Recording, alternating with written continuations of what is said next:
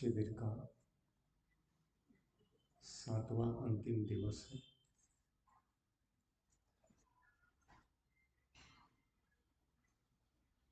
हम अभी बैठे बैठे दीक्षा कार्यक्रम देख रहे हैं।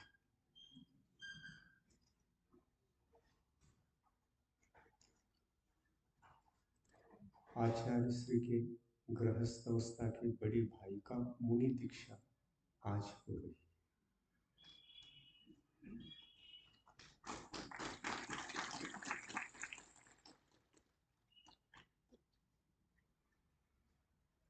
बीच में ही उठ करके हम आ गए।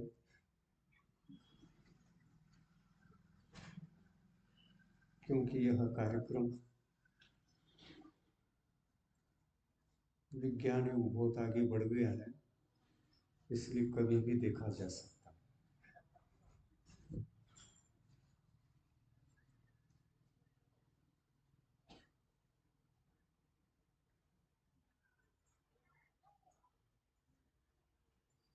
दिगंबर दीक्षा एक बहुत बड़ी पवित्र एवं पावन दीक्षा कहलाती है।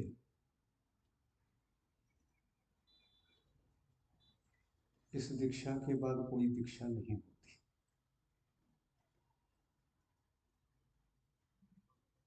दीक्षा यह शब्द क्या कहता है?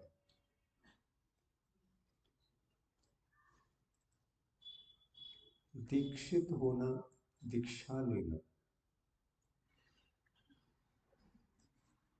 अर्थात त्याग करना,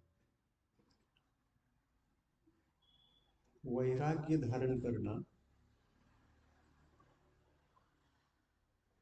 जिनके ग्रहण से संसारी जीव का संसार बढ़ता है, विकसित होता है, उन सभी साधनों का त्याग करने का नाम दीक्षा है।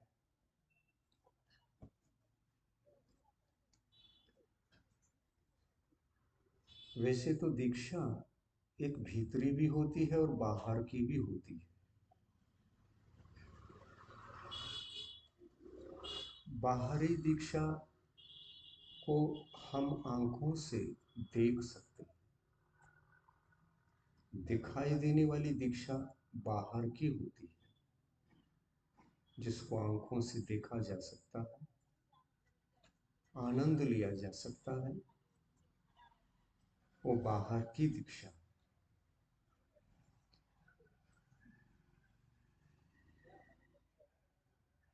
जैन धर्म के अनुसार दीक्षा ली जाती है या दीक्षा दी जाती है,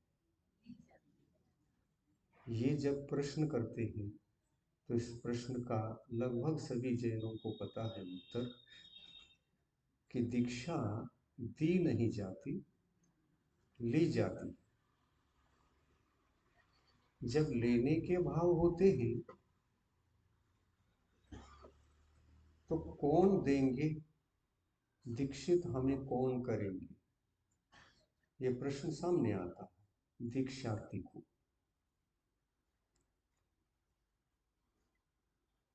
तो किसी न किसी को गुरु बनाना पड़ता है, क्योंकि दीक्षार्थी स्वयं दीक्षित भी हो सकता है, परंतु क्षमता के अभाव में स्वयं दीक्षित नहीं होना चाहिए, ये विधान भी है। स्वयं ही दीक्षा लेते हैं, स्वयं ही त्याग तपस्या करते हुए स्वयं ही उसके फल स्वरूप केवल ज्ञान प्राप्त करते हैं और स्वयं ही मोक्ष जाते हैं। ये कौन है जो स्वयं सारे कार्य स्वयं सेल्फ डिपेंड होकर के करते हैं, किसी से याचना नहीं, दीक्षा भी दे वो ये याचना नहीं करते। वो कौन है? तीर्थंकर भगवान। तीर्थंकर भगवंतों को स्वयंभू माना। स्वयंभू का मतलब होता है हर एक कार्य स्वयं को ही करना है, किसी दूसरे पर डिपेंड होकर के कुछ नहीं करना।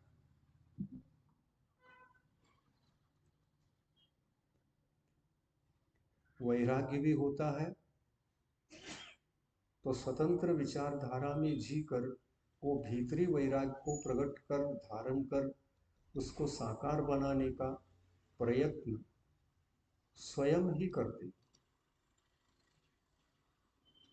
और वह वैराग्य भी किसी दूसरे के निमित्त से होता हो ऐसा नहीं, स्वयं ही चिंतनशील होकर प्रकट कर लेते। हाँ, ये बात अलग है कि तीर्थंकर अपने जीवन में किसी घटना को देखकर को वैराग्य धारण कर ले, ऐसा निमित्त तो उनके लिए पड़ जाता है, परंतु किसी का उपदेश सुन करके तीर्थंकरों को वैराग्य प्राप्त हुआ हो और वो दीक्षित हुए हों, ऐसा एक भी तीर्थंकर नहीं मिलेंगे।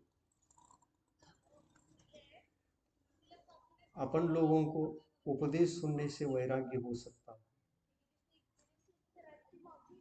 संसार के असारता को बताने वाले जो एक महान गुरु होते हैं, गुरु के उपदेश से हम संसार के असारता को समझकर संसार का त्याग कर सकते हैं। और ये भी कहते हैं कि जिनसे हमें वैराग्य हुआ वो वैराग्य गुरु है, और जिन्होंने मुझे दीक्षा दे दी वो दीक्षा गुरु है, और जिन्होंने शिक्षा दे दी वो शिक्षा गुरु है। तीर्थंकरों के कौन से गुरु होते? शिक्षा गुरु होते हैं? नहीं। दीक्षा गुरु होते हैं? नहीं।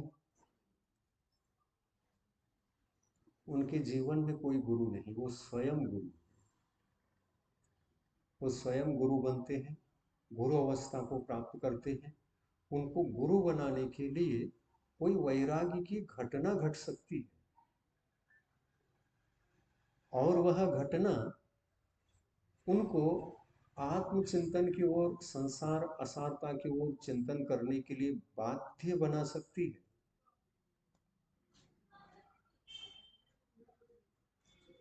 परंतु उपदेश किसी का सुन करके वैराग्य धारण करेंगे, ये बात तीर्थंकरों के जीवन में घटित नहीं होती। और इन्हीं कारणों से तीर्थंकरों को स्वयंभू ऐसा कहा जाता, स्वयं तीर्थकर्ता स्वयंभू। दीक्षा के लिए स्वयंभू, शिक्षा के लिए स्वयंभू, सभी कार्य के लिए स्वयं। और ऐसे जो स्वयंभू होते हैं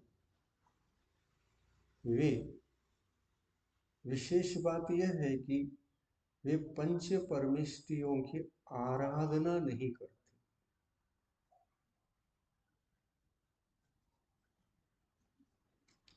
एक परमेष्टि को याद करते हैं, नमन करते हैं पंच परमेष्टियों में से, परंतु शेष चार परमेष्टियों का नाम तक नहीं लेते, नमो अरिहंतानम नहीं कहते। कितने ही लोगों को ये पता नहीं कि तीर्थंकर भगवान इतने दयालु होते हैं कि किसी दुखी जीव को देख करके उनके अंतरंग भाव पिघल सकते हैं, और दया भाव से किसी का उपकार भी वे कर सकते हैं। गृहस्थ अवस्था में, राज अवस्था में, गृहस्थ अवस्था में दया का कार्य बहुत अच्छी तरह से करेंगे। जैसे कि 24 तीर्थंकरों में से 23वें तीर्थंकर पार्श्वनाथ भगवान के जीवन चरित्र को आप पढ़ते हैं, सुनते हैं,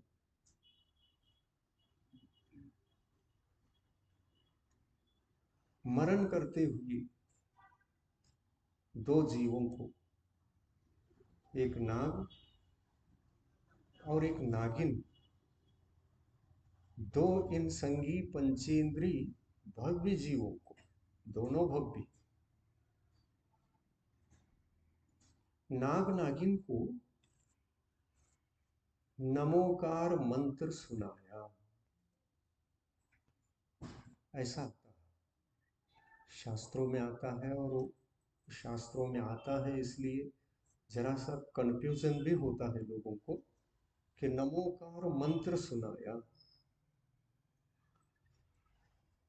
तो क्या पंच परमेष्टियों का नाम उच्चारण करके उन जीवों को उस मंत्र को सुनाया? पांचों नहीं, एक ही। क्या उच्चारण किया होगा? नमः सिद्धेभ्यः। वो सीधा सिद्धों को ही नमन करती, नमः सिद्धि।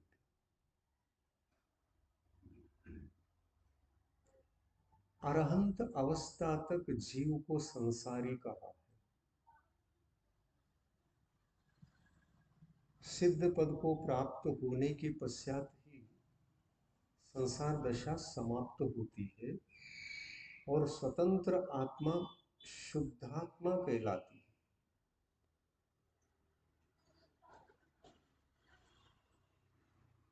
तीर्थंकर भगवान स्वयंभू होते हैं और उच्च भाव को, उच्च परिणामों को आत्मिक उच्च विशुद्धि से संपन्न होते हैं। और यही कारण है कि उच्चतम उन परिणामों में ये भाव ही पैदा नहीं होते कि संसारी अवस्था को हम स्मरण करें, नमन करें। संसार दशा को नमन ही नहीं करते, केवल सिद्ध परमिष्टियों को नमस्कार करते, क्योंकि वो आत्मा कहीं से कहीं तक अशुद्ध नहीं, केवल शुद्ध आत्मा।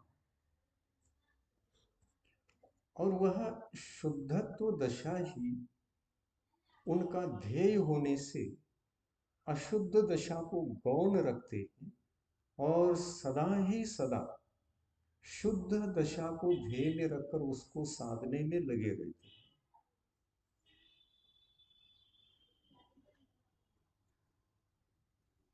वे गृहस्थ अवस्था में हों, तीर्थंकर भगवान गृहस्थ अवस्था में हो और कोई दिगंबर मुनि महाराज निकले,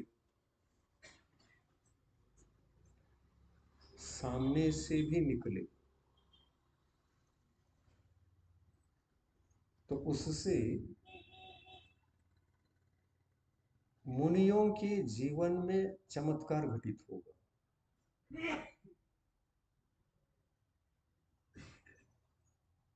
मुनियों को उन्हें देखते ही चमत्कार घटित होगा, परंतु वे मुनि को देखते हैं तो उनमें क्या चमत्कार घटित होने वाला है? वो सारे चमत्कारों से पिछले पुण्य के प्रताप से युक्त होते हैं। दो चारण रिद्धि मुनि महाराज निकलते हैं आकाश मार्ग से और तीर्थंकर कुमार के दर्शन से उनके मन में रहने वाली कई शंकाएं दूर हो जाती। गृहस्थ अवस्था में, ऐसा कोई दिगंबर अवस्था में भी नहीं, मुनि दीक्षा भी नहीं लिया है, गृहस्थ अवस्था में है। और चारण रिद्धि मुनि महाराजों की दृष्टि में वो दिखने में आते हैं, तो जो उनके तत्व चिंतन में जो शंकाएं थी, वो एकाएक ही उनका उत्तर ही मिल जाता। उनको देखती कितना बड़ा निमित्त है। मुनि महाराज गृहस्थ अवस्था के असंयम दशा में रहने वाले तीर्थंकरों को देखने पर भी शंका समाधान हो सकता है।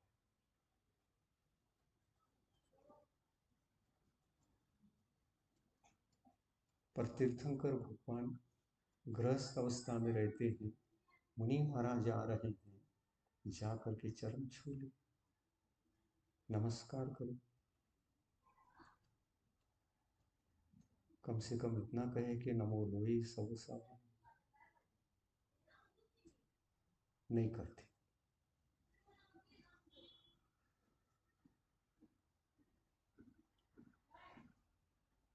उनके नेचर में, उनकी दैनिक क्रिया में ये कोई नियम, कंडीशन, नियम है ही नहीं।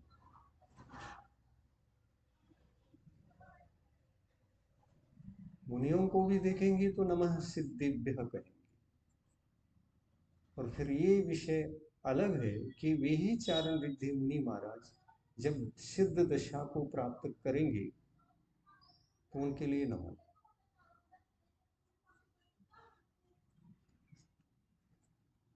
पर जो आंखों से दिख रहे हैं, संसार दशा में हैं, नमन नहीं करेंगे।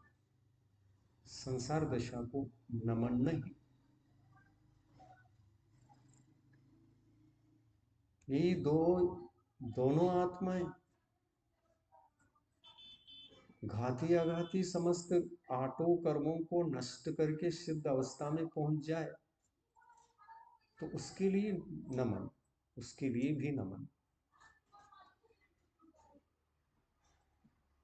जब हम सिद्धों को नमस्कार करते हैं या आचार्यों को, अरहंतों को, उपाध्याय और साधु परमेष्ठी को नमस्कार करते हैं, तो जो हो चुके हैं उन्हीं को केवल नमस्कार नहीं करते,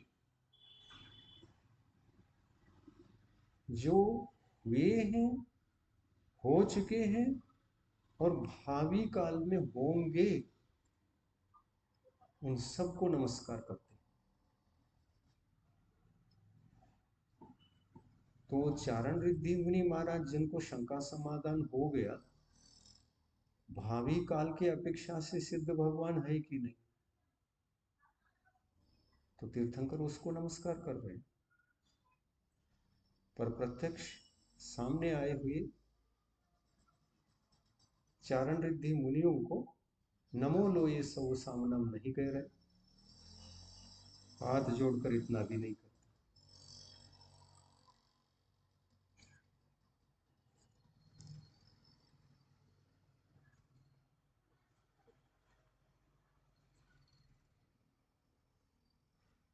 आत्मा के भीतर 8 गुण होना चाहिए। 8 कर्मों के नाश से उत्पन्न जो 8 गुण हैं, वे 8 गुण यह बता रहे हैं कि आत्मा संपूर्ण शुद्ध है, एक भी कर्म बंधा हुआ नहीं है, न फल दे रहा है। और कर्मों के न होने से वो जो कर्म का फल, ये शरीर है,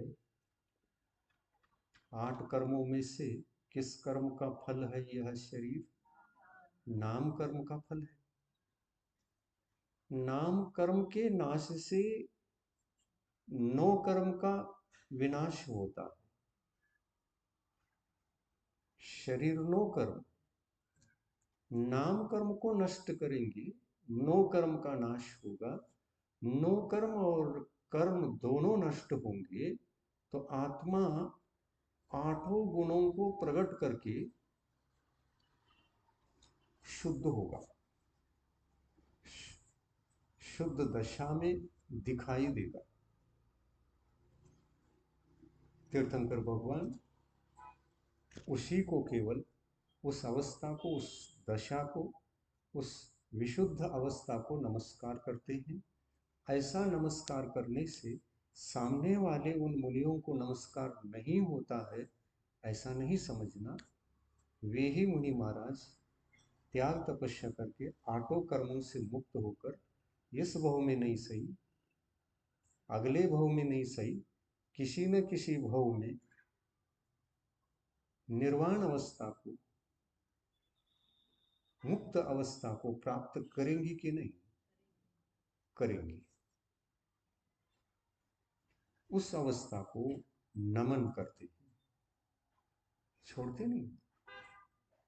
सामने वाले का आदर, विनय, सत्कार विशुद्ध परमेष्टि के रूप में करते हैं। और ऐसा करने से केवल उन्हीं को नहीं, नमः सिद्धेभ्यः, ये मंत्र देखिए, मंत्र और मंत्रों के शब्दों की ओर दृष्टिपात करके व्याकरण की दृष्टि से उसको देखेंगे तो सिद्धेभ्यः ये शब्द आ रहा है। सिद्धेभ्यः का अर्थ होता है सभी शुद्धों को नमस्कार। सिद्धाय नमः कहेंगे तो एक सिद्ध परमेष्टि को नमस्कार। सिद्धौ नमः कहेंगे तो दो सिद्ध परमेष्टियों को नमस्कार।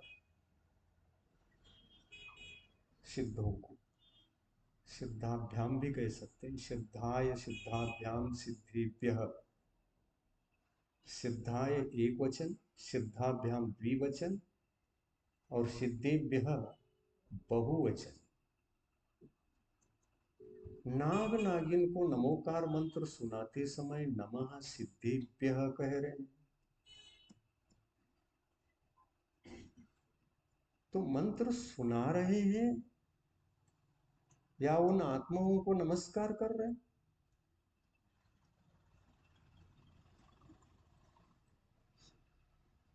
नहीं समझ में आता। नाग नागिन को नमन करेंगे क्या? नहीं। जहां मुनियों को नमन नहीं करते, नाग नागिन को कैसे नमन करेंगे? वो तो तिरंची गति में है। और ऐसे कितने ही जीव नरक में हैं, वहां से आकर भविष्य में तीर्थंकर बनने वाले।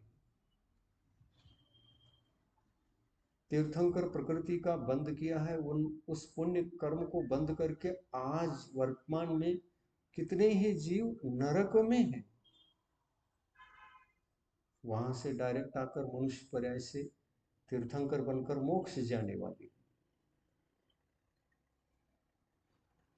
आप सभी लोग उनको भी नमस्कार करते हैं।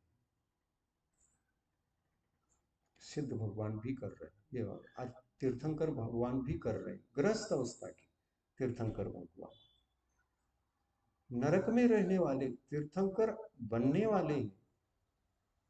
तीर्थंकर बनने वाले इतनी ही नहीं, जो तीर्थंकर बने बिना भी मोक्ष जाने वाले हैं, उन सबको भी नमस्कार कर रहे हैं।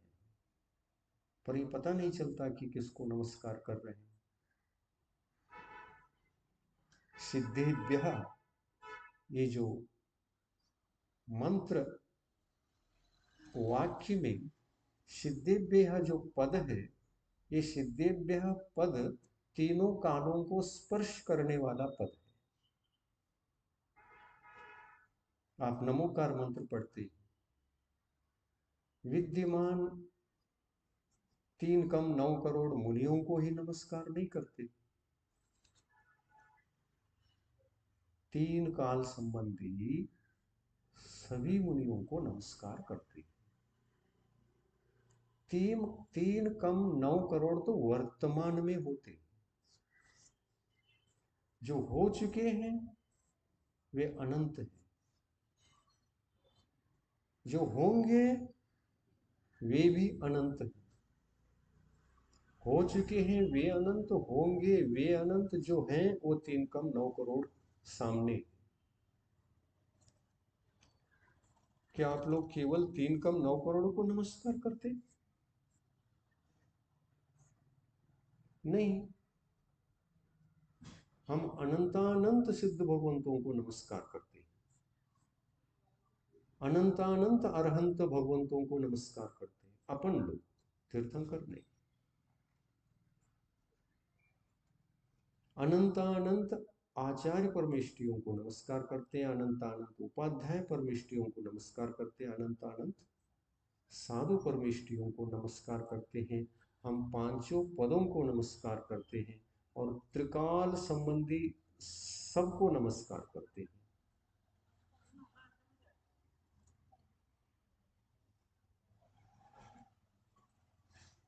जो पहले साधु पद को धारण कर चुके थे उनको भी नमस्कार, कर रहे हैं उनको भी नमस्कार, जो करेंगे उनको भी नमस्कार।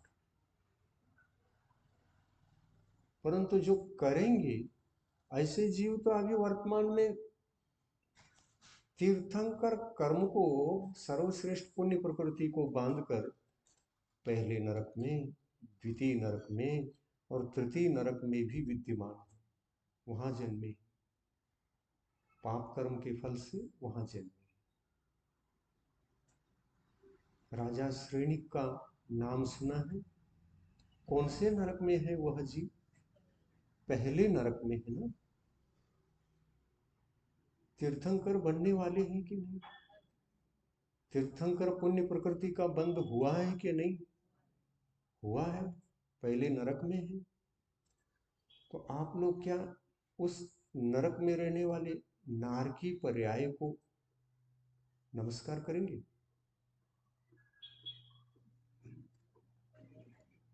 हाँ, नारकी जीव को नमस्कार करेंगे क्या? आप किसको नमस्कार करेंगे? उनकी पांचों अवस्था, 5 अवस्था तो नहीं है उनके, उनकी 3 अवस्था भविष्य में, जो तीर्थंकर प्रकृति का बंद करते हैं उनकी 3 अवस्था, और जो नहीं करते उनकी 5 अवस्थाएं हो सकती हैं। क्योंकि तीर्थंकर भगवान आचार्य परमिष्टि तो बनते नहीं, तीर्थंकर भगवान उपाध्याय पद को प्राप्त करके किसी को पढ़ाते अड़ाते नहीं। तीर्थंकर भगवान साधु अवस्था को प्राप्त करके, त्याग तपस्या को धारण करके सीधा अरहंत पद को प्राप्त करते हैं और वहां से सिद्ध पद को प्राप्त करते हैं। अपन लोग भी नमस्कार करते, पर अपन पांचों को करते। भूतकाल में जितने मुनि महाराज हो चुके हैं उनको नमस्कार, तीर्थंकर भगवान नहीं करेंगे। यदि करते तो वो नाग नागिन को वे नमोकार मंत्र पूरा सुना देते, पूरा सुना देते। दीक्षा लेते समय नमः सिद्धिव्य कहकर दीक्षा ले लेते। किसी को मंत्र सुनाना हो, दया भाव से, करुणा भाव से सुना सकते हैं, सुनाते हैं। शास्त्रों में आता है नाग नागिन को सुनाया, तो नाग नागिन को नमोकार मंत्र सुनाया, ऐसा आता है। तो यहाँ पर ध्यान में रखना है अपन को, पंच पद रूप नमोकार मंत्र को सुनाया, या नमोकार मंत्र 5 पद वाला जो है उसमें से प्रथम पद नमो अरिहंतानम है और द्वितीय पद नमो सिद्धानम है। ये नमो, नमः, नमः, नमः, नमो नमो पांचों जगह आ रहा है क्या? नहीं आ रहा है। उसमें से किसी एक पद को भी उठा लेंगे तो वो भी नमोकार मंत्र है। एक पद को उठा दोगे तो वो भी नमो होने से नमोकार मंत्र है। जिसमें नमः पद विद्यमान हो उसका नाम नमोकार मंत्र। हाँ, ये बात अलग है। नमोकार मंत्र ऐसा कहते समय पंच शब्द को और जोड़ देते हैं तो पांचों पद आ जाएंगे। पंच नमस्कार मंत्र, तो पंच शब्द जुड़ जाए तो पांचों परमिष्टि उसमें गर्भित होंगे। और शास्त्रों में ये कहीं भी नहीं आता कि तीर्थंकर भगवान पंच नमस्कार मंत्र को सुनाते किसी को भी। क्या आता है? नमोकार मंत्र सुनाते। पंच नहीं, पंच से कोई संबंध नहीं, पंच से पंचायत ही नहीं तीर्थंकर करते।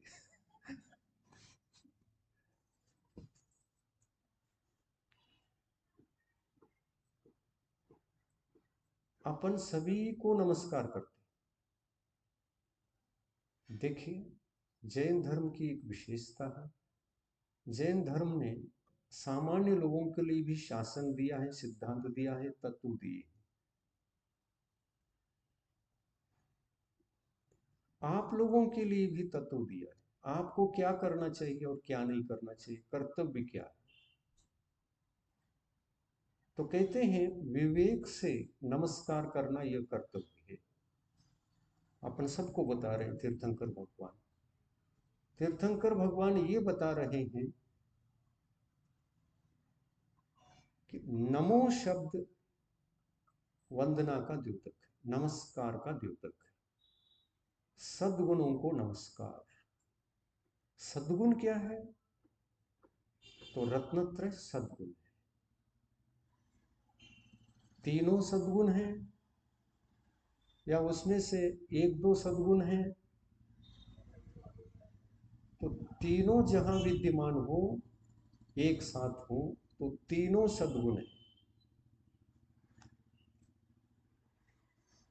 और उसमें से दो हो और एक ना हो। कौन कौन से दो? सम्यक दर्शन, सम्यक ज्ञान दो हो और चारित्र न हो। वो दोनों गुण सद्गुण नहीं है, वंदनी पूजनी नहीं। जैन धर्म में केवल सम्यक दर्शन और केवल सम्यक ज्ञान की पूजा नहीं होती। ये विशेष आप लोगों को ध्यान में रखना है। और करते भी नहीं, आप लोग भी नहीं करते। आप लोगों ने मिथ्यात्व त्यागा है तो सम्यक दर्शन धारण किया है कि नहीं किया है? तो आपके पास कितने गुण हैं? मिथ्यात्व त्यागा है तो आपके पास कितने गुण आ गए? दो आ गए ना। जहां सम्यक दर्शन होगा वहां सम्यक ज्ञान तो होगा ही होगा। दोनों एक साथ प्रकट होते हैं, दोनों अलग अलग से प्रकट नहीं होते। जब सम्यक दर्शन प्राप्त कर रहे होते उस समय सम्यक ज्ञान भी प्रकट होता ही है। पर सम्यक चारित्र का भी पुरुषार्थ चल रहा हो तो वो भी हो सकता है, लेकिन ऐसा कुछ नहीं कर रहे हैं। केवल सम्यक को प्राप्त कर रहे हैं तो सम्यक ज्ञान अपने आप प्रकट हो रहा है, हो गया तो आप सम्यक दृष्टि बन गए। इन दोनों गुणों को सद्गुण कहकर वंदनीय पूजनीय दशा में इनको रखा जा सकेगा क्या? आप जैन हैं, जैन होने के नाते ये विषय सबसे पहला मालूम रहना चाहिए। क्या मालूम रहना चाहिए? दो गुण वंदनीय पूजनीय नहीं होते। तो क्या किया जाता है इन दोनों के प्रति? आदर व्यक्त किया जाता है। क्या करना चाहिए? आदर करना चाहिए। कैसे आदर करना चाहिए? हाथ जोड़कर आदर करना चाहिए। हाथ जोड़कर मुख से क्या बोलना चाहिए? जय जिनेन्द्र बोलना चाहिए। जय जिनेन्द्र बोलने का अर्थ होता है, उसका अर्थ देखिए, आप भी जयवंत हो जाओ। जिनेंद्र भगवान के समान आप भी जयवंत हो जाओ। ये अभिवादन शब्द के माध्यम से यह आपने अपने आदर भाव को प्रकट किया। जय जिनेंद्र। कोई भी श्रावक को नमोस्तु, नमः, नमो, नमस्कार कहता है क्या? नहीं, जैन शासन ये व्यवस्था नहीं देता। जैन शासन ये कहता है कि आपको सावधानी पूर्वक शब्द का प्रयोग करना चाहिए। जो सामने वाला व्यक्तित्व जिसके योग्य है वही शब्द व्यक्त होना चाहिए, और इस तरह से अभिव्यक्त शब्द के माध्यम से समादर होता है, समादर करना चाहिए। तो जय जिनेंद्र का तात्पर्य होता है आप जिनेंद्र भगवान के समान जयवंत हो जाइए। जिनेंद्र भगवान ने जिस जिसको जो जो जीत कर, विजयी बनकर जिन पद को प्राप्त कर लिया, उन सब को आपको भी जीतना है। जीत कर जयवंत हो जाइए, ये अर्थ है जय जिनेंद्र शब्द का। समझ में आ रहा? आया? नहीं आया? ये भी ऊपर से जा रहा है।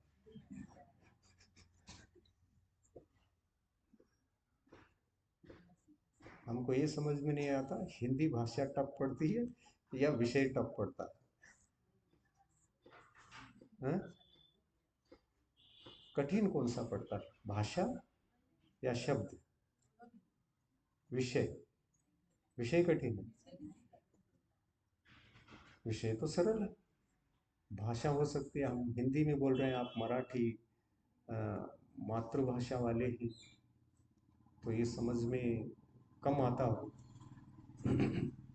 समझ में आ रहा है कि नहीं? आ रहा है तो कोई दिक्कत नहीं।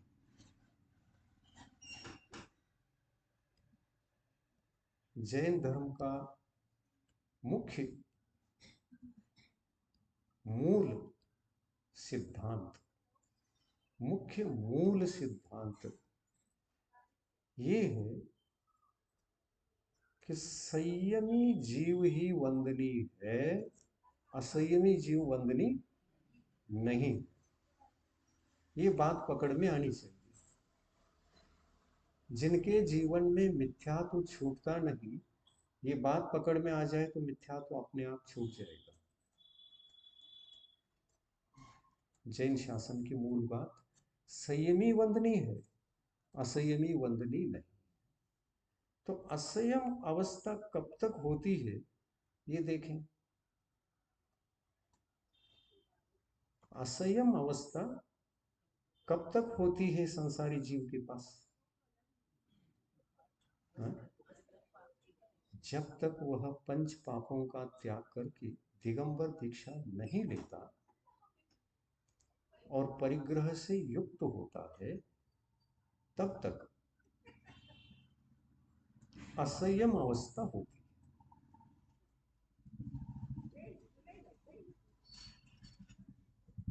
वस्त्र आदि से लेकर सभी 10 परिग्रह, बाह्य परिग्रह, क्षेत्र, वास्तु, हिरण्य, सुवर्ण, धन, धान्य, दासी, दास, उप, भांड, 10 प्रकार के इन बाह्य परिग्रहों से युक्त जीव को संयम प्रकट नहीं होता।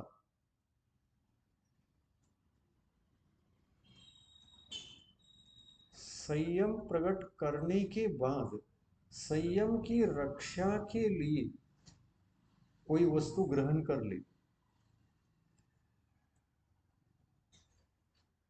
कैसा? पिंची है, कमंडलू है, ये बाह्य वस्तु है कि नहीं? ये भी बाह्य वस्तु है। पिंची है, कमंडलू है,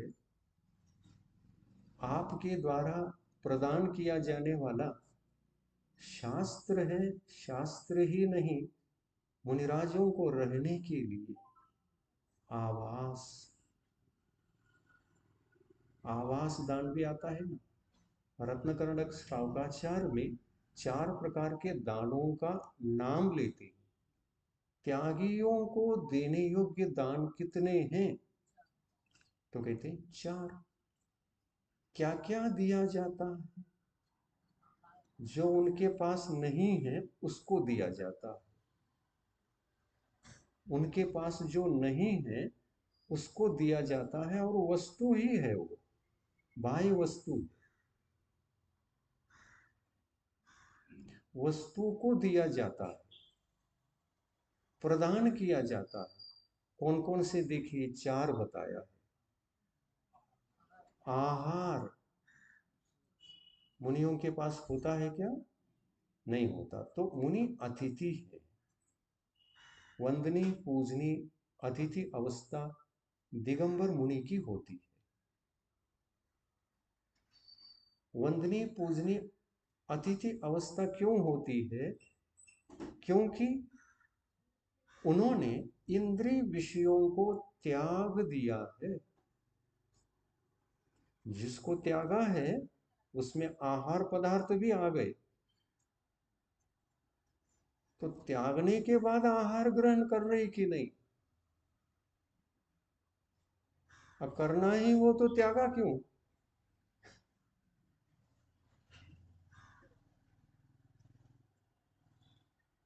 इधर त्याग दिया और उधर जाकर के आहार ग्रहण करने लगे, तो त्यागा जरूर है। क्या त्यागा है? वस्तु त्यागा है, या वस्तु के प्रति जो ममत्व था, स्वामित्व था, उसको त्यागा है। स्वामित्व त्यागा। स्वामित्व पूर्वक हम किसी भी वस्तु को नहीं रखेंगे, इस बात को त्यागा। समझ में आ रहा? सुलभता से समझ।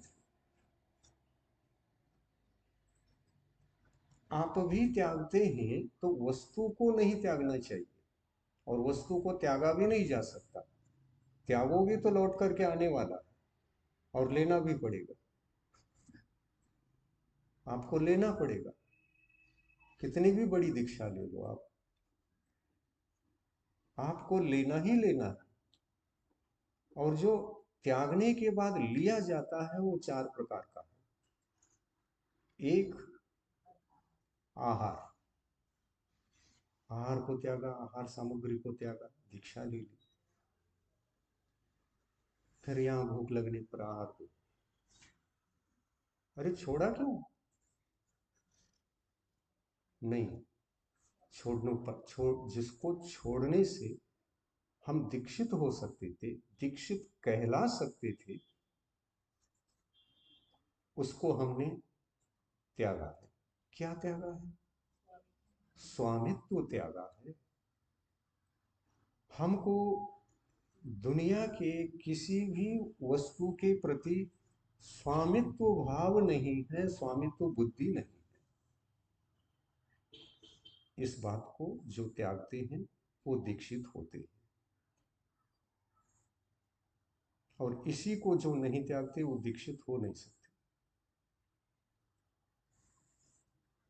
दीक्षा किसको कहते हैं? स्वामित्व के त्याग का नाम दीक्षा, या वस्तु के त्याग का नाम दीक्षा? क्या कहोगे? स्वामित्व के त्याग का नाम दीक्षा है। अब स्वामित्व त्याग करके जो दीक्षित हो गए, जीवन में रत्नत्रय प्रकट हो गया, संयम प्रकट हो गया। इस रत्नत्रय धर्म की संपत्ति की रक्षा करना भी आवश्यक है कि नहीं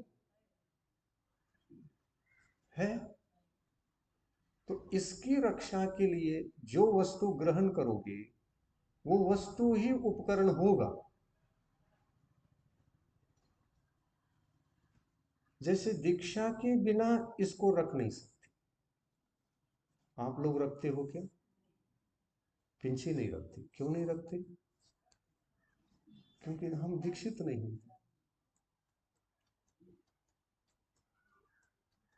हमने स्वामित्व को, ममत्व को, किसी एक वस्तु के ममत्व को भी त्यागा नहीं है, इसलिए हम दीक्षित नहीं है। दीक्षित नहीं है तो संयम दशा नहीं है, संयम दशा नहीं है तो असंयम दशा है, और असंयम दशा है तो ममत्व से सब कुछ रखा जा सकता है, रखते हैं, रख करके अपना जीवन हम व्यतीत कर ही रहे हैं। तो जिनके पास ममत्व है उनके पास सब कुछ है, और जिनके पास ममत्व नहीं है उनके पास सब कुछ हो करके भी ना के बराबर,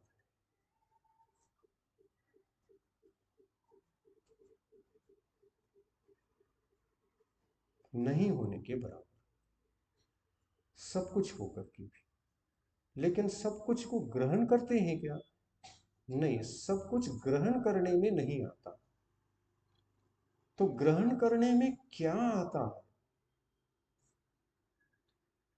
तो ग्रहण करने में अपने रत्नत्रय धर्म की रक्षा के लिए जो वस्तु चाहिए, अनिवार्य रूप से उसको हम ग्रहण करते हैं, वो उपकरण बन जाता है।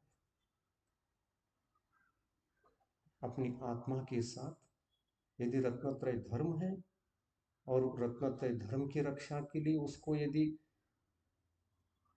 ग्रहण कर रहे हैं, उपयोग में ले रहे हैं, तो उसको परिग्रह संज्ञा नहीं, परिग्रह संज्ञा नहीं, उसको उपकरण संज्ञा। जब दिगंबर मुनि महाराज आहार कर रहे होते, उस आहार को क्या कहोगे? परिग्रह कहोगे कि उपकरण कहोगे? क्यों आहार ले रहे हैं?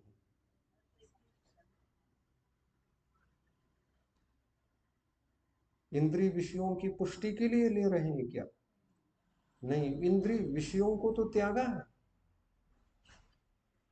इंद्रियों को पुष्ट करना है, इस ममत्व को भी त्याग दिया। आ रही समझ? इंद्रिय विषयों को पुष्ट करना है, इंद्रिय विषय हमको चाहिए, ये आशा भाव को भी त्याग दिया। विषयाशा वशातीतो निरारंभो परिग्रह ज्ञान ध्यान तपोरक्त तपस्वी स प्रशस्यति। सदगुरु का लक्षण बताया है। जो वंदनीय पूजनीय अवस्था को प्राप्त गुरु होते हैं, उनका लक्षण शास्त्रों में ऐसा बताया है, विषय आशा वशातीतो। विषय का मतलब क्या? विषय का मतलब सब्जेक्ट। कौन सा विषय पढ़ रहे हैं? सब्जेक्ट। विषय, यहाँ विषय शब्द का अर्थ है पांच इंद्रियों के विषय। चक्षु इंद्रिय के विषय वर्ण है, कर्णेंद्रिय के विषय शब्द है, रसनेन्द्रिय के विषय रस है, घ्राणेन्द्रिय के विषय गंध है, और कौन सी इंद्रिय? स्पर्शनेन्द्रिय के विषय स्पर्श, जो स्पर्श करते हैं वो सब है। असंयम अवस्था में विषय विषयों के प्रति जो ममत्व है, यदि ममत्व है तो विषयों की आशा,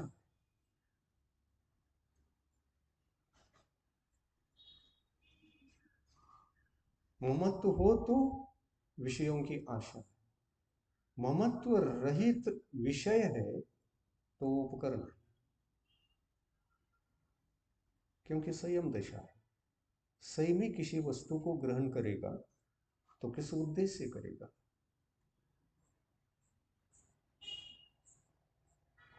ये उसकी जड़ है, उसकी गहराई है, मूलभूत विषय है। इस विषय को समझना है, और ये विषय आपको पकड़ में आना चाहिए।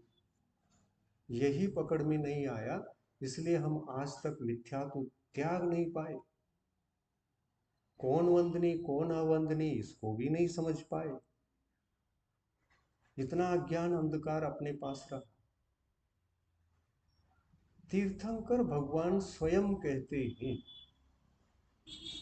मैं भी जब तक श्रावक अवस्था में हूं, गृहस्थ अवस्था में हूं, मेरी वंदना, पूजा, अष्टक, आरती, पूजा, वंदना, नमोस्तु, नमस्कार इत्यादि नहीं करना।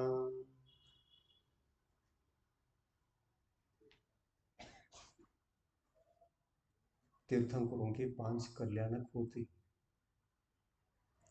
गर्भ कल्याणक में उनका गर्भ अवस्था होती है, क्या उनको नमोस्तु कहेंगे? गर्भस्थ बालक संयम दशा में है क्या असंयम दशा में?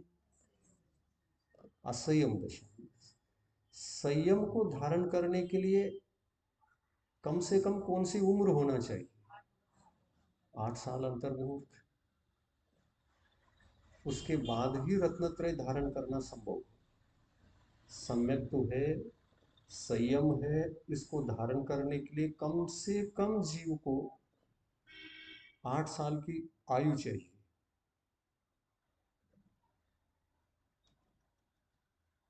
ये सब विषय समझने होंगे। और यह एक विषय भी अगर समझ में आ गया तो जैन दर्शन का, जैन सिद्धांत का हार्द समझ में आने जैसा हो जाएगा।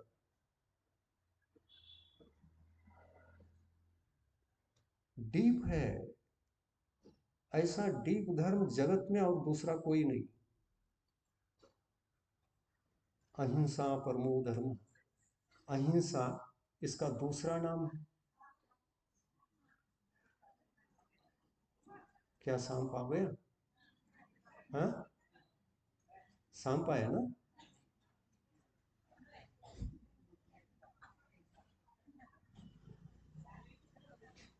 देखो प्रवचन कर रहे हैं तो आएगा ही आएगा। हाँ, हमारी ही बात चल रही है। हम सिद्ध अवस्था में जब जाएंगे तब ये सभी लोग नमस्कार करने वाले हैं, तो हाँ, आपको जय जिनेन्द्र कहने के लिए आया हुआ है वो। अभी तो जय जिनेन्द्र, हम भी आपको नमस्कार करते।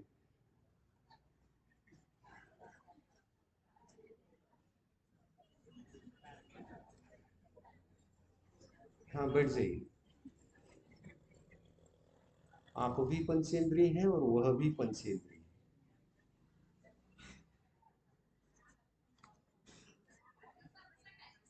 आप लोगों में भी सिद्ध भगवान बनने की योग्यता है और उसमें भी सिद्ध भगवान बनने की योग्यता है। वो भी भगवान है और आप लोग भी भगवान है। बैठ जाइए, चिंता मत करिए, डरिए मत, भगवान है वो, भावी भगवान है। आपको क्यों नुकसान करेगा? हम भी उसको नुकसान न करें, दया करें, संभाले उनके प्राणों को। तीर्थंकर होकर उन्होंने नमस्कार मंत्र सुनाया। आप लोग डरने लगे, खड़े हो गए। नमस्कार मंत्र नहीं सुनाया।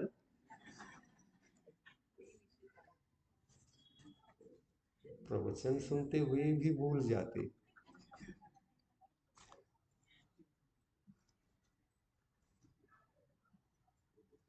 जैन धर्म को अच्छी तरह से समझना। बेसिक नॉलेज न होने से हमारी आत्मा भटकती रहती है और यह भटकन ही अज्ञान है, मिथ्यात्व है। अज्ञान के कारण से भटकते भटकते आत्मा का अंत ही नहीं लगता।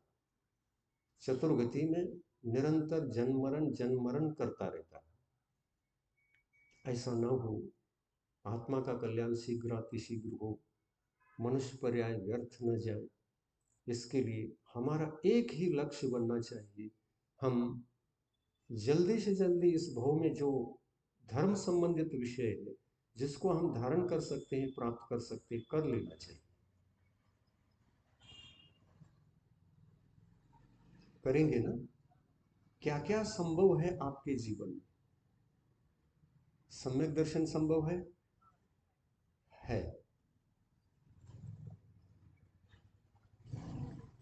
प्रतिमा लेना संभव है? वो क्या होता है अपन जानते भी नहीं। अगर जान लेंगे तो देख लेंगे, समझ लेंगे तो देख लेंगे कि हम अपने जीवन में प्रतिमा भी धारण कर सकती कि नहीं। आप दो ही कार्य कर सकते हैं आपके जीवन में। यदि कोई जैन धर्म है तो दो संबंधित है, एक सम्यक दर्शन धारण करना और एक प्रतिमा को धारण करना। इतना अगर कार्य कर लिया तो आप अजैन अवस्था से जैन अवस्था में आकर के समाधि मरण करने का गौरव प्राप्त होगा जीवन के लिए। ये काम करना है, प्रतीक्षारत रहना है, पर इस सब के लिए ज्ञान बहुत आवश्यक है। ज्ञान पूर्वक अगर आप सम्यक दृष्टि बनते हैं, ज्ञान पूर्वक अगर प्रतिभाधारी बनते हैं, ज्ञान पूर्वक आप सब कुछ अपनी क्रियाओं को बाह्य क्रिया अभ्यंतर क्रिया करते हैं, तब जीवन कहीं सफलता की ओर जाता है। जीवन सफलता के कर्तव्य बहुत सारे, लेकिन मुख्य कर्तव्य तो इतना ही है कि अपने जीवन को सम्यक्त्व से और प्रतिमाओं से अनुव्रतों से सुरक्षित रखें। और इस सुरक्षित रखने का पुरुषार्थ संबंधित जो कार्य होता है 8 साल की उम्र में भी हो सकता है। प्रतिमा भी यदि धारण करेंगे तो सम्यक्त्व के बिना तो नहीं धारण करेंगे। प्रतिमा तो चारित्र धर्म है जिसमें पंच पापों को एक देश त्याग किया जाता है, वो प्रतिमा है। हिंसा, झूठ, चोरी, कुशील और परिग्रह, ये पंच पाप हैं। इन पांचों पापों को कम करने के लिए परिग्रहों के प्रति जो मूर्छा भाव ममत्व भाव है उसको त्यागना है। एक देश मूर्छा भाव त्याग करेंगे तो एक देश संयम प्रकट होगा। तो उसमें वस्तु भी छूट जाती है और वस्तु के प्रति रहने वाली मूर्छा भाव भी छूट जाता है। मूर्छा भाव भी छूटेगा, वस्तु भी छूटेगी। और जिसको छोड़ दिया, जो छूट गया, आपके प्रतिमाधारी होने के बाद वह प्रयोग में आ सकता है, पर मूर्छा भाव के बिना प्रयोग में आ रहा है तो उपकरण होकर के आएगा। मूर्छा भाव सहित आएगा तो परिग्रह बनकर उपयोग में आएगा। बड़े रहस्य की बातें हैं ये तथ्य जैन समाज को समझना चाहिए। जैन समाज अज्ञान में बहुत भटका हुआ है। मिथ्या तो भी त्याग रहा है तो ज्ञान से नहीं, समझदारी से नहीं, अज्ञान से। किसी ने मिथ्यात्व को छोड़ दिया तो ये भी छोड़, अनुकरण करके।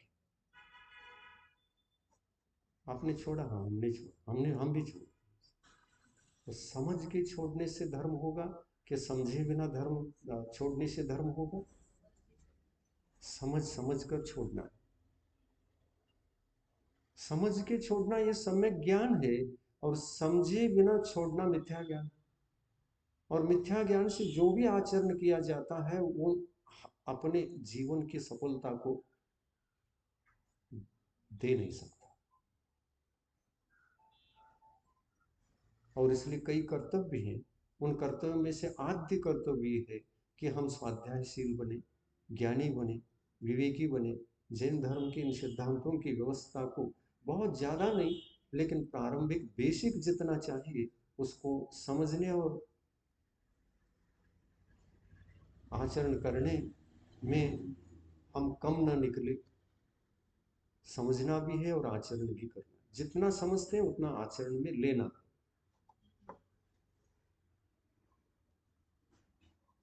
ऐसा कुछ कर सकते? करिए। मनुष्य पर्याय बार बार नहीं मिलती। अब पता नहीं कितने भव जाने के बाद पुनः हम इस लौट कर इस मनुष्य पर्याय में आएंगे। संसार में घूमने के लिए तो बहुत योनियां हैं। कितनी योनियां हैं? 84 लाख योनियां। उसमें से एक मनुष्य पर्याय भी एक योनि है। उन 84 लाख योनियों में से ये योनि बहुत दुर्लभ। कभी का एक आध बार मिल जाए नहीं तो नहीं। जैसे लॉटरी का टिकट लाखों करोड़ों लोग निकालते हैं, लेकिन उनमें से एक को ही मिलता, लॉटरी लग जाती है। ऐसा लॉटरी लग चुकी है आप लोगों को। आपको यह जो नरभव मिला है, स्त्री पर्याय भी हो या पुरुष पर्याय भी, दोनों श्रेष्ठ है। स्त्री पर्याय में भी क्या सम्यक दर्शन प्राप्त नहीं होता? हो सकता है। सम्यक तो चारों गति में है। हम यदि नरक में होते तो भी सम्यक दर्शन प्राप्त कर सकते, देवगति में होते तो भी सम्यक दर्शन प्राप्त हो सकता, त्रियंच गति में हो सकता, मनुष्य गति में तो होता ही।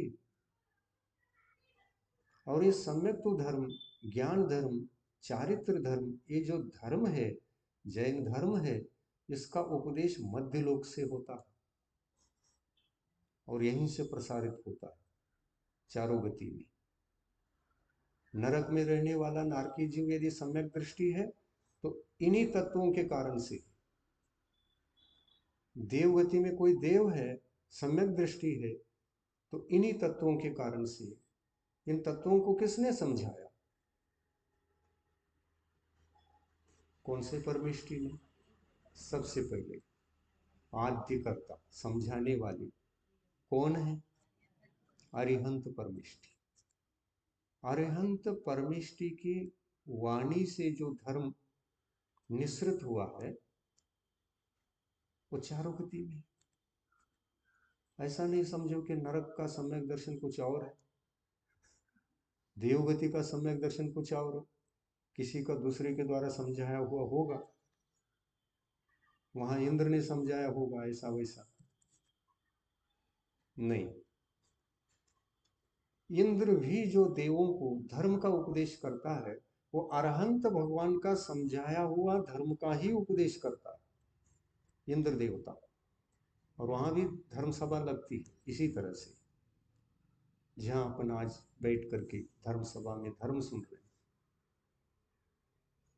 इसी तरह से स्वर्ग में प्रतिनित्य स्वाध्याय होता, शास्त्र प्रवचन होता, शिविर नहीं लगता।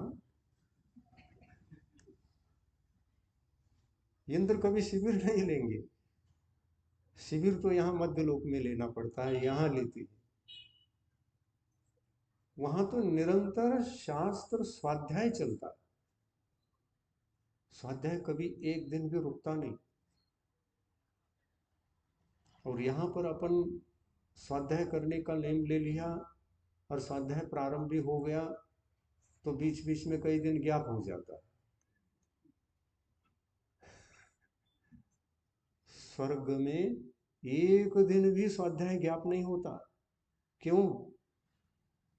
क्या कारण है? और हमारा गैप होता है, इसका कारण क्या और उसका कारण क्या जो सदा चलता है? सोचो क्या कारण होगा। तो देखो, हम लोग मध्य लोक के हैं, मध्य लोक में भी कर्म भूमि के हैं, और कर्म भूमि में करने के कार्य तो बहुत रहते हैं। कर्तव्य कर्तव्य कर्तव्य कर्तव्य, बहुत सारे कर्तव्य। और वो कर्तव्य किए बिना जीवन की सफलता दिखाई नहीं देती। बहुत सारे कर्तव्य। अपने भौतिक शरीर को व्यवस्थित रखने के लिए कई कर्तव्य करने पड़ते, समय देना पड़ता। देवों को ऐसा कुछ नहीं।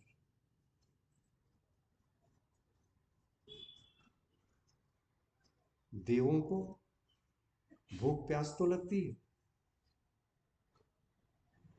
भूख लगने पर और प्यास लगने पर, भूख प्यास लगने पर अपने जैसे कहीं जाकर खेती करें, धान उगाएं, लाकर आटा बनाएं और फिर रोटी बनाएं। ये लंबी प्रक्रिया है अपने लिए। स्वर्ग में है क्या? और इसीलिए अपना स्वाध्याय ज्ञाप होता है।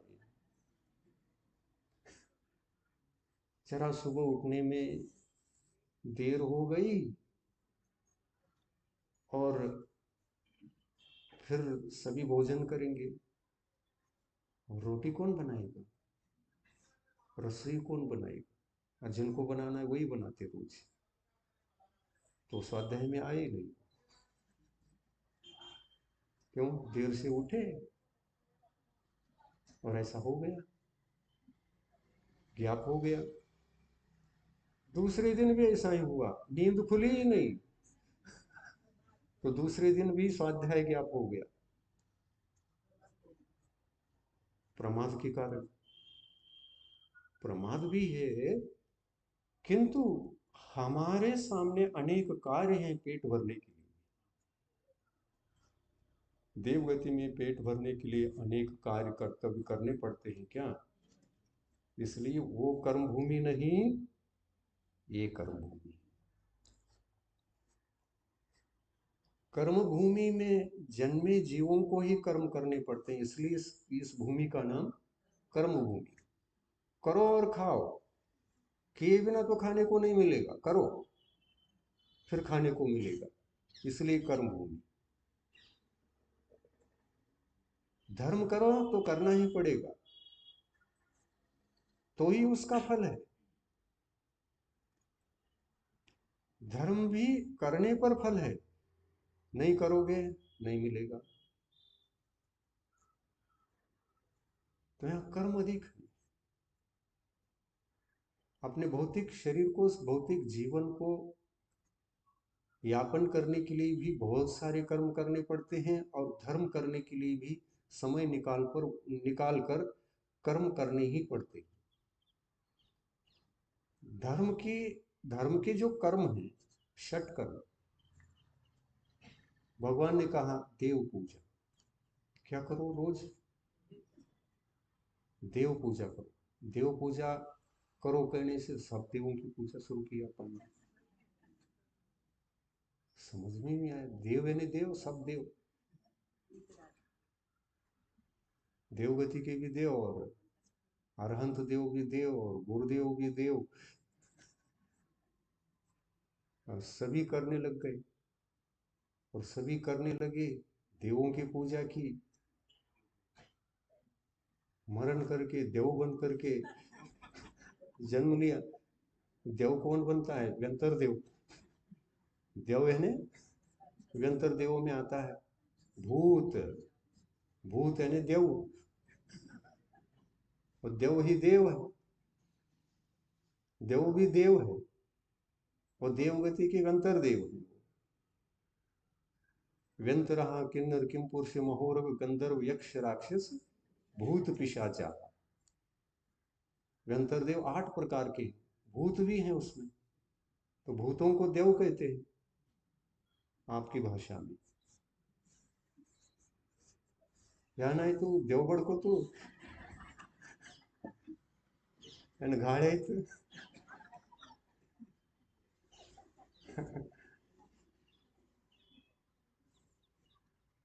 देव कहने से सभी देव वंदनी पूजनी नहीं।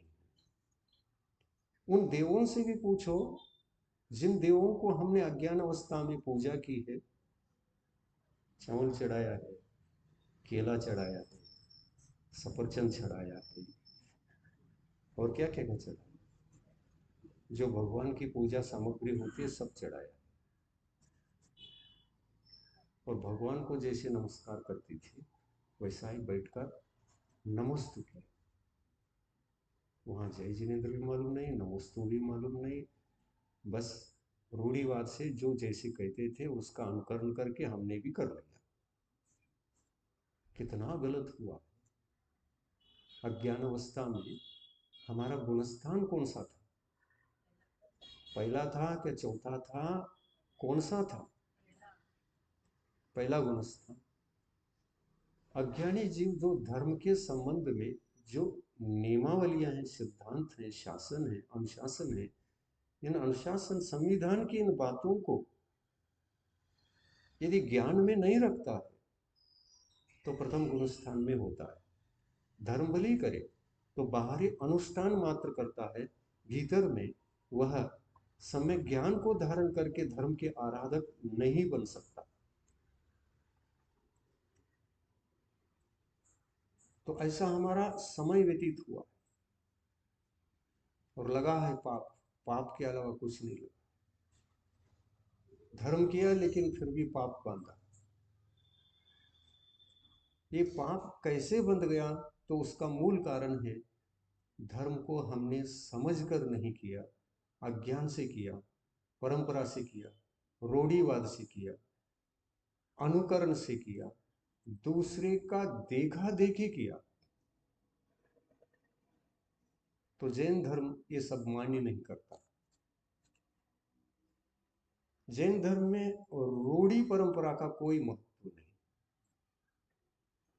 जो अज्ञान पूर्वक होता है, रूढ़ी दो प्रकार की होती है, एक ज्ञान पूर्वक की जाने वाली और एक अज्ञान पूर्वक। महत्व किसका नहीं? अज्ञान पूर्वक की जाने वाली रूढ़ी अनुकरण से, बिना ज्ञान के करने वाली जो भी क्रियाएं हैं वो अनुकरण से आती, उनका कोई महत्व नहीं। इन्हीं को कहते हैं लोक मूर्ता। लोक, लोग, जन, लोक जन जो करते हैं उसको फॉलो करना लोक मूर्ता। और लोक मूर्ता सम्यक दर्शन नहीं, लोक मूर्ता मिथ्यात्व। लोक मूर्ता मिथ्यात्व। ये सब विषयों को सुनने के बाद कई भव्य जीव इस अज्ञान अवस्था से बाहर आ रहे हैं और मिथ्यात्व को छोड़ रहे हैं, त्याग रहे हैं, अंधकार हट रहा है। लेकिन इससे किसी को नुकसान भी हो रहा है, किसी को लाभ हो रहा है, किसी का आत्म कल्याण हो रहा है, तो किसी को नुकसान भी हो रहा है। क्या नुकसान हो रहा है? तो भौतिक सामग्री जो आती थी वो सब बंद हो गई। आप अपने अज्ञान से जो चढ़ाते थे अब चढ़ाना बंद हो गई। और उस पर जिसका जीवन हो उनका नुकसान होगा। उनको फायदा तो तब होगा जब आप अज्ञान से कोई कार्य करेंगे। उनको नुकसान तब होगा जब आप अज्ञान में ही रहेंगे, अपना आत्म अकल्याण करेंगे और पाप बढ़ाते रहेंगे अपने जीवन में, तब उनको फायदा होगा।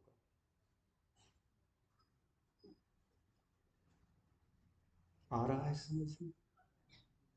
सामाजिक परिस्थिति ये है और हमारी दशा ये है, उनकी दशा वो है। वो भी समझ नहीं पा रहे हैं और समाज भी अज्ञान के कारण से समझ नहीं पा रहा है। तो जब तक ज्ञान नहीं होता तब तक समझ नहीं पाते। ज्ञान होने पर दोनों ही समझ जाते। ऐसे कितने ही लोग हैं जो चढ़ा हुआ आता था उसको त्याग दिया। शांति सागर महाराज के टाइम में शेरबाग में एक पंच कल्याणक हुआ था। उस पंच कल्याणक में उन्हें निर्माल के संबंध में बढ़ा चढ़ा करके बहुत अच्छा प्रवचन किया। उस प्रवचन को सुन करके जो चढ़ावा खाते थे, निर्माल्य खाते थे, उसका त्याग कर दिया। ऐसा उनका लिस्ट आता है।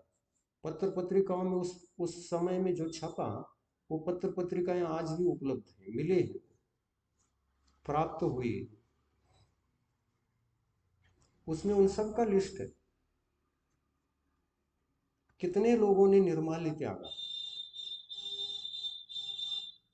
मंदिर में जो पूजा करते हैं उन सब ने त्यागा, उन्हीं लोगों ने त्यागा। हम निर्माल्य ग्रहण नहीं करेंगे। गुरु से संकल्प लेकर के उस निर्माल्य का त्याग किया। ऐसे कम से कम 30 गांवों के उन पुजारियों ने निर्माल्य को त्याग दिया, उनका नाम करके। निर्माल्य केवल उन्हीं ने नहीं त्यागा, निर्माल्य खिलाना और खाना, इन दोनों का त्याग कर करके श्रावक वर्ग ने भी निर्माल्य खाने का और खिलाने का त्याग किया था। उनका नाम तो नहीं आता, लेकिन उस प्रवचन को सुनने के पश्चात जब एक पुजारी निर्माल्य त्याग कर सकता है, तो क्या श्रावक निर्माल्य खाएगा? त्यागा होगा ना गुरु के उपदेश से। बहुत से लोगों ने निर्माल्य त्याग दिया और त्यागना चाहिए, क्योंकि हम सब वीतरागी जिनेंद्र भगवान के भक्त हैं और जैन हैं, जैन धर्म पालते हैं। और अपने इस मनुष्य पर्याय में जैन धर्म प्रकट नहीं हुआ तो हम बड़े दुर्भागी। इससे बढ़कर के दुर्भाग्य क्या होगा? मनुष्य पर्याय बहुत कीमती पर्याय, इसकी कीमत को कर ही नहीं सकते। पंचकल्याणक में जब भगवान को वैराग्य होता है, उस दिन कौन से देव आते मालूम है ना? लौकांतिक देव। ड्रेस कैसा रहता उनका? सफेद ड्रेस है। जब भगवान को वैराग्य होता है तो उनको पालकी में बिठाकर वन तक ले जाते हैं, जहां वे दीक्षा लेने वाले हैं, उस वृक्ष तक पालकी लेकर जाती। और जब वैराग्य होता है तो वैराग्य होते ही स्वर्ग में, जहां पर लोकांतिक देव रहते हैं, उनका सिंहासन कंपायमान होता है। यहां वैराग्य हुआ, वहां सिंहासन कंपायमान हुआ।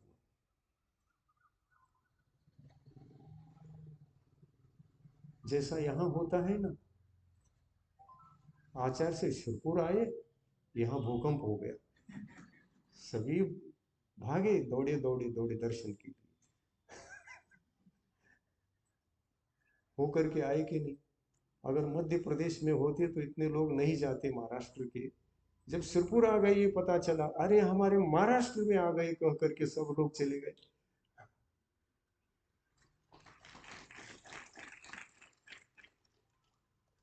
और यदि कदाचित चलते चलते एकाएक सांगली आ गई, तो जयसिंहपुर में भूकंप होगा कि नहीं होगा?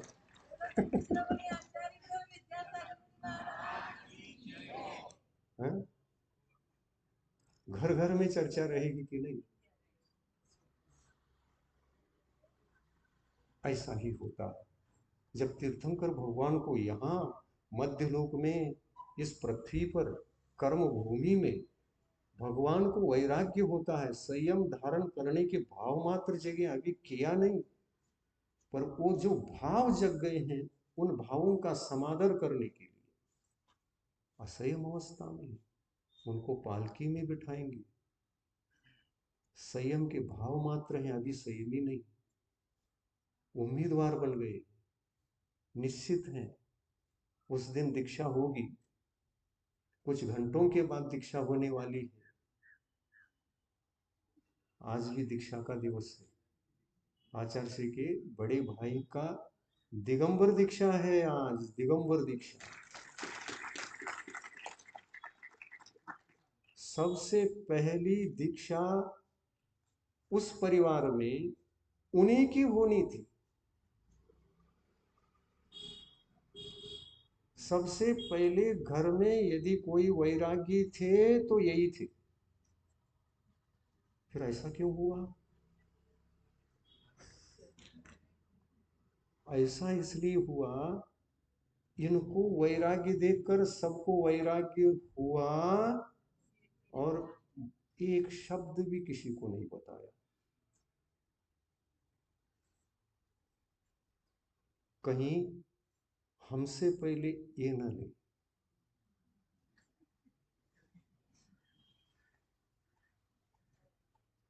अपन को भी घर छोड़कर वैराग्य प्राप्त होकर 1-2 महीने निकले थे और अपन चले गए। ऐसा लगता ही नहीं था कि एकाएक ही सदलगा से 6 लोग एक साथ दीक्षा लेने के भाव से निकल आएंगे घर छोड़कर।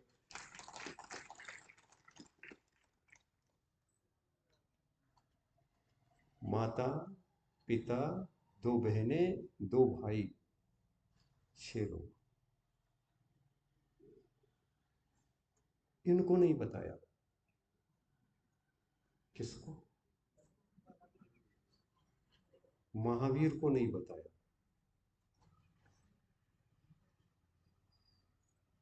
वो मूड में थे और ये सभी घर छोड़ने के बाद उनको शादी करनी पड़ी।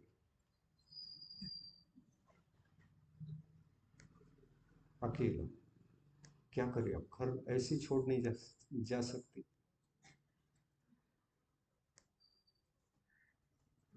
ये अद्भुत घटित घटना है और अद्भुत घटना है। पंचम काल में ऐसा कभी शायद ही हम सोच सकते हैं। 2500 वर्ष में अभी 2500 वर्ष में हम सोच भी नहीं सकते कि इस प्रकार की कोई घटना घटी। वो सामने नहीं आता, सुनने को नहीं मिलता। 6 लोगों ने कोई संकेत के बिना चले जाते और फिर वहां पहुंचने के बाद कहते हैं कि हम यहाँ। तो ये फोन करते हैं उनको, वहां तार आता।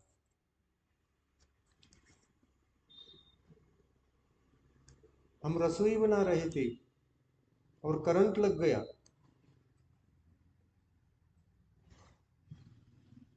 और बहुत बड़ा झटका बैठा है। हम परेशान हैं, कहीं डर करके वापस आ जाए। झूठ बोल दिया और जब सही घटना पता लग गई, सही बात पता चल गई, तो वो समझ गए उनको जाना था, हम आ गए ना। इसलिए धर्म के लाभ के पीछे मैं आगे, मैं आगे, मैं आगे में झूठ भी बोला जाता है। धर्म लाभ के लिए झूठ बोलना भी सत्य है। आप लोग आ जाओ, मैं निकल जाता हूं। इस मूड में थे उस वक्त। शादी नहीं हुई थी, उनकी शादी नहीं हुई थी। इन सब के घर छोड़ने के बाद उनका विवाह हुआ, वो करना पड़ा। और ऐसा होने के पश्चात इतने सालों के बाद आज उनका नंबर आया। आज दिगंबर दीक्षा उनकी हो रही है आचार्य श्री के कर कमलों द्वारा। हाँ, उत्कृष्ट, उत्कृष्ट सागर। वाह, नाम दे दिया, बहुत अच्छा। उत्कृष्ट सागर मुनि महाराज की। बहुत अच्छा। क्योंकि उत्कृष्ट वैराग्य घर में यदि किसी को पहले नंबर में हुआ था तो उन्हीं को हुआ था। ये छोटे भाई को पता था ना, इसलिए सुयोग्य नामकरण कर दिया, उत्कृष्ट सागर महाराज की। बहुत अच्छा। आज बड़ी खुशी की बात है, जो एक ही जीव संसार में अटक रहा था, और वो भी पार पड़ गया, सारा परिवार मोक्ष मार्ग पर लग गया।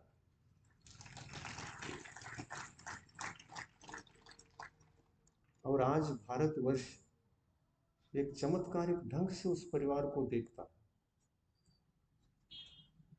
जो दर्शन करने के लिए उस आचार्य की जन्म स्थली पर कोई आता है तो वहां की माटी को लेकर माथे पर लगाते हैं लोग।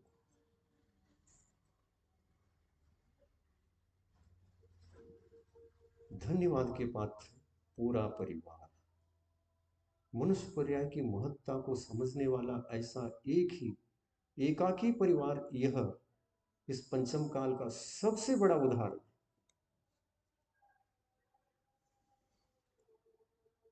हमको भी यही प्रयास करना चाहिए। परिवार समेत हम संसार शरीर भोगों से विरक्त रहना चाहिए। संयम धारण करने के लिए, मिथ्यात्व त्याग के लिए पीछे नहीं रहना है, सबसे आगे। और जिसको ये भाव उत्पन्न होते हैं, भूकंप तो तीर्थंकरों के लिए मात्र होता है स्वर्ग में, लेकिन देवों को, लौकांतिक देवों को आपका भी पता चल जाए तो धन्यवाद तो वहीं से देते हैं।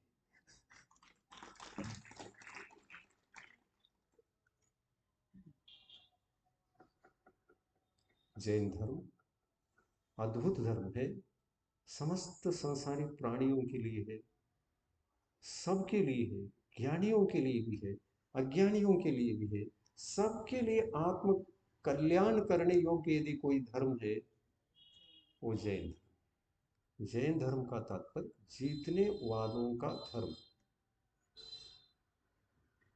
जो जीतने की इच्छा रखता है वो भी जैन, जो जीत रहा है वो भी जैन। क्या क्या जीत रहा है?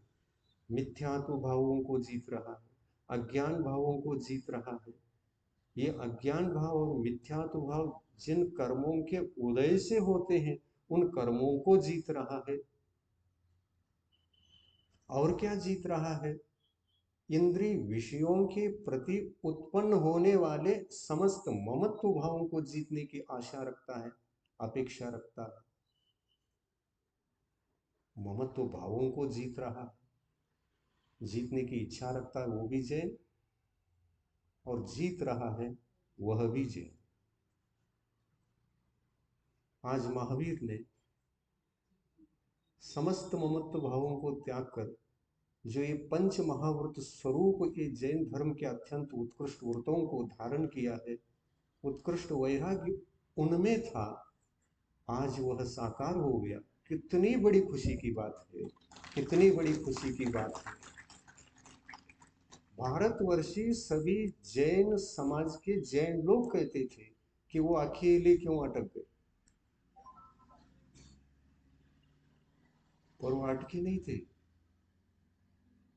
उनको कोई ममत्व भाव, मूर्छा भाव संसार करते हुए भी नहीं था।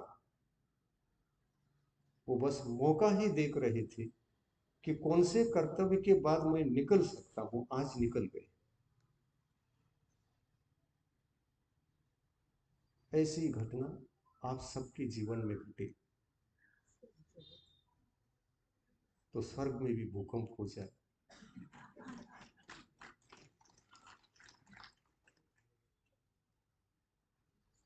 आप धन्य हैं, मनुष्य पर्याय में आए हैं।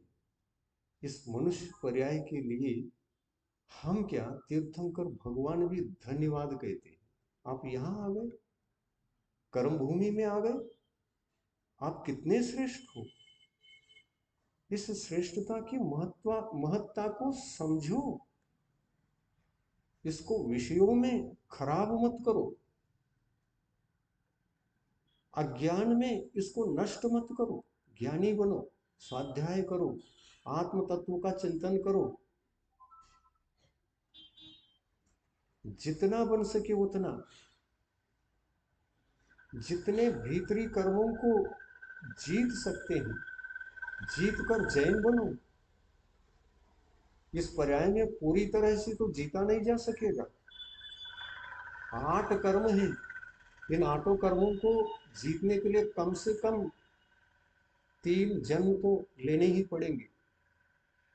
ये पहला जन्म देवगति में जन्म होगा नियम से। त्यागी का जन्म कभी और किसी गति में नहीं होता। त्यागी का जन्म तो केवल देवगति में ही होता है।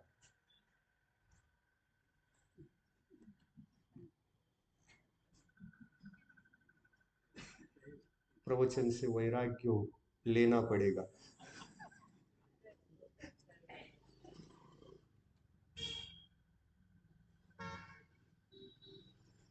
जीतना है, जीतने के लिए यह मानव मानव मानव पर्याय मिली, मनुष्य पर्याय मिली है। जीतना है, क्या जीतना? कुछ नहीं, मिथ्यात्व को और कषायों को, दो ही जीतना है। मिथ्यात्व को जीतेंगे, 2 रत्नों का लाभ होगा, सम्यक दर्शन और सम्यक ज्ञान।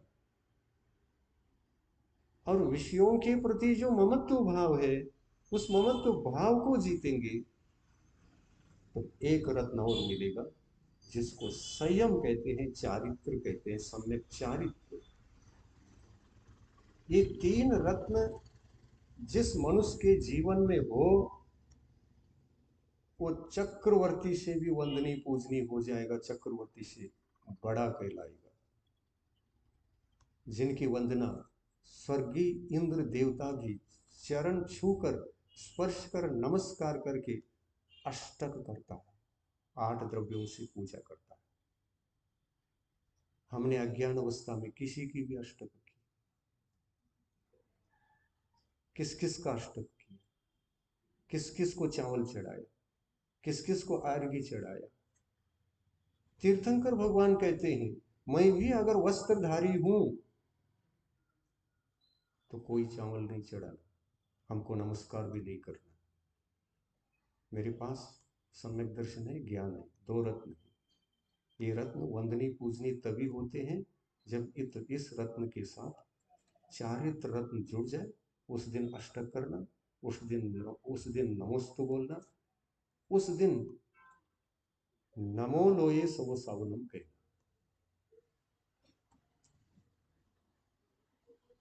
जैन शास्त्रों में एक गाथा आती है जो अष्टपाहुड़ के अंदर उल्लेखित किया है कुंद कुंद स्वामी ने। उस गाथा को आपके समक्ष में रखकर पूर्ण करता हूं प्रवचन को। वो गाथा है, असंजदम न वंदे, असंयत जीव वंदनीय नहीं, असंजदम न वंदे, वच्च विहीनो विसो न वंदिज्य, दोन्नि विहोन्ति समाना, एवो विन संजदो होदी। क्या अर्थ है? जैन धर्म का सार छिपा हुआ है इस गाथा के अंदर। इस गाथा का, एक गाथा का भी हम चिंतन कर ले, मिथ्या तो भाग जाएगा, रत्नत्रय का लाभ होगा।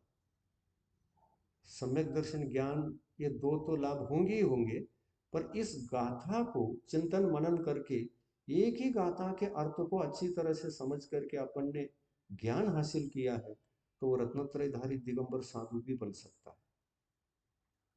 असंजदम न वंदे, असंयत जीव कभी भी वंदनीय नहीं होता, चाहे भले ही तीर्थंकर पर्याय में भी क्यों ना हो। साक्षात तीर्थंकर भव में जन्म भी क्यों नहीं लिया हो। तीर्थंकरों की भी पूजा नहीं होती, देव भी पूजा नहीं करते, उत्सव मनाते। उत्सव मनाने में कोई आपत्ति नहीं। जन्मोत्सव, गर्भोत्सव, ये उत्सव के कल्याणक है, पर दीक्षोत्सव ये केवल उत्सव का कल्याणक नहीं,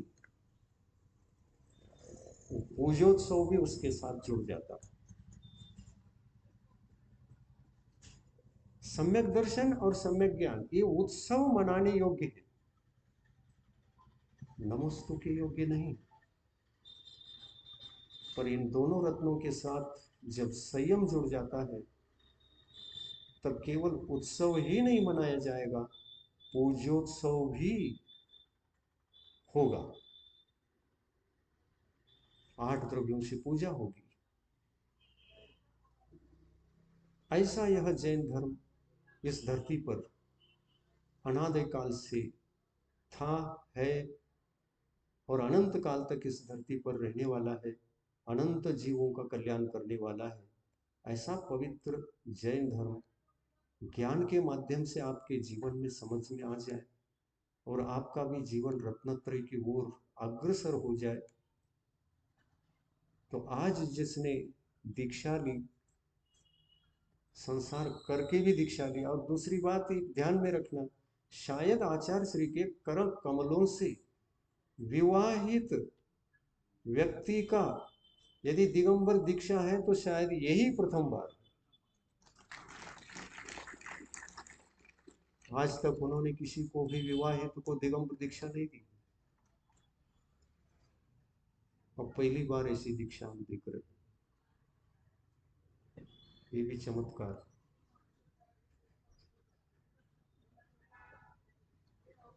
क्योंकि उनका उपकार स्मरण तो करना पड़ेगा ना। अगर ये 6 लोग घर में होते और ये पहले नंबर में निकल जाते तो क्या होता। उन्होंने सबकी जिम्मेदारी को निभाया, सब निकल गए तो मैं जिम्मेदारी अब निभा करके ही निकलने का मुझे ये अवसर आया है तो आऊँगा, उसकी भी प्रतीक्षा में मैं